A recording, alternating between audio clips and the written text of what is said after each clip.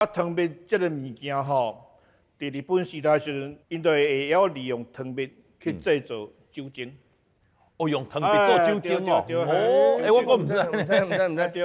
哦，所以讲伫日本时代，就是因为火尾糖厂糖做愈多，糖蜜产生愈多，所以讲因就用糖蜜去做酒精。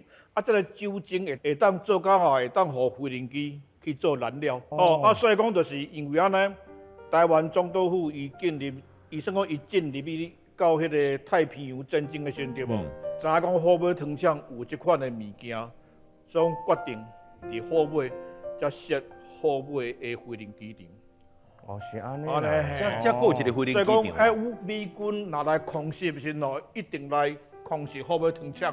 拍到喙哇你看。哦，你看边啊呢？这是糖厂以前的相片。糖厂还以前迄阵空袭了，时阵边啊呢？哦，啊，剩两支烟筒啊呢。所以你即摆看到火尾糖厂吼，是民国34、35年阵决定起来。哦。